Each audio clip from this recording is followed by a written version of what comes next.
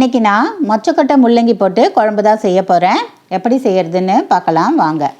2 முள்ளங்கி எடுத்திருக்கேன் குழம்புக்கு. அதை பொடியை கட் பண்ணி வச்சுருக்கேன். மொச்சக்கொட்டையை நைட்டே ஊற வச்சுருக்கேன். அதை காலையில் நல்லா அலசிட்டு குக்கரில் போட்டுக்கலாம்.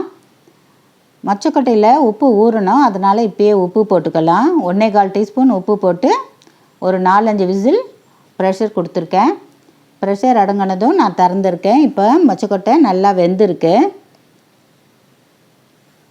இப்போ நம்ம ஒரு வாணலி அடுப்பில் வச்சுக்கலாம். எண்ணெய் ஒரு 3 கரண்டி ஊற்றிருக்கேன்.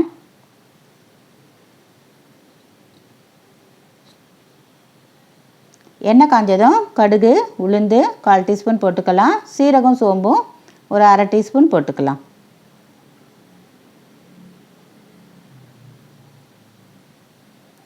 பொடியை நறுக்கின 2 வெங்காயத்தை இப்போ நான் போட்டுக்கிறேன்.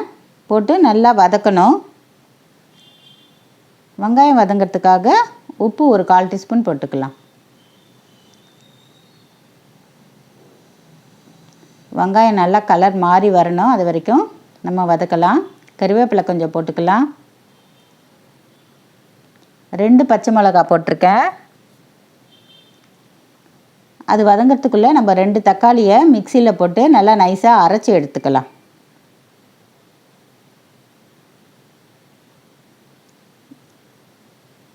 இப்போ அரைச்சாச்சு. வெங்காயமும் நல்லா வதங்கி வந்திருக்கு. இப்போ நம்ம இஞ்சி பூண்டு விழுது 1 டீஸ்பூன் போட்டுக்கலாம். போட்டுட்டு அதையும் நல்லா வதக்கிட்டு அப்புறமா நம்ம அரைச்சி வச்ச தக்காளியை ஊற்றிக்கலாம்.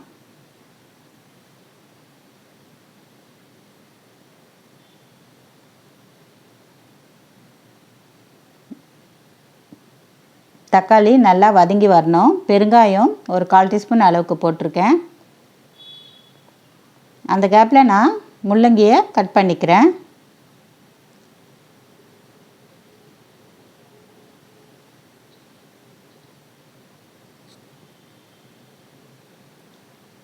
இப்போ தக்காளி நல்லா வதங்கி வந்திருக்கு, எண்ணெய் பிரிஞ்சு வருது. இப்போ நம்ம மஞ்சள் தூள் 1/2 டீஸ்பூன் போட்டுக்கலாம். போட்டு வதக்கிட்டு நம்ம முள்ளங்கியை போட்டு ஒரு 2 நிமிஷம் நல்லா வதக்கிக்கலாம்.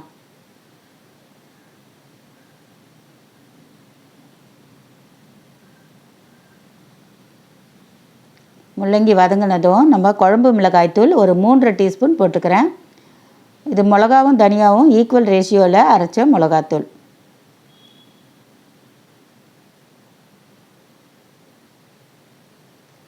அதுலேயே ஒரு வதக்கு நல்லா வதக்கிட்டு அதுக்கப்புறம் நம்ம வேக வச்ச மொச்சக்கொட்டையை அதில் ஊற்றிக்கலாம். ஊற்றிட்டு நல்லா கலந்து விட்டுக்கலாம். தேவையான தண்ணி ஊற்றி ஒரு மூடி போட்டு முள்ளங்கி வேகிற வரைக்கும் நம்ம வேக வைக்கலாம்.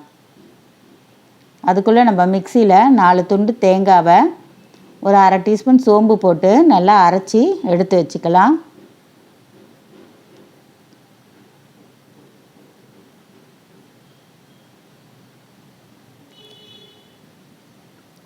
இப்போ அரைச்சாச்சு. இப்போ முள்ளங்கி வெந்திருக்கான்னு நம்ம பார்க்கலாம்.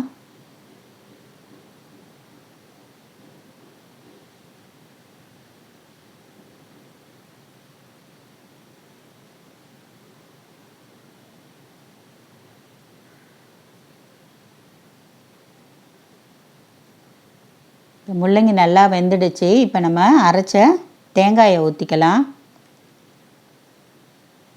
அதிலே கொஞ்சம் தண்ணி ஊற்றி மிக்சியில் அலசி ஊற்றிக்கலாம். கொத்தமல்லி போட்டுக்கலாம். புளி கொஞ்சம் ஊற வச்சுருந்தேன், அந்த புளி தண்ணியும் நம்ம லேசாக கரைச்சி ஊற்றிக்கலாம். இதுக்கு நிறைய புளி ஊற்றக்கூடாது, சும்மா லேசாக ஊற்றினா போதும்.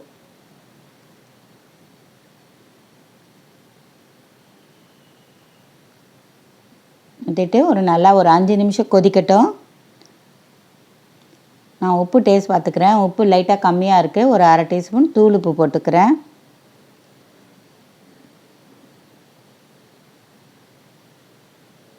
இப்போ ஒரு மூடி போட்டு நல்லா கொதிக்கட்டும். இப்போ நல்லா கொதிக்குது.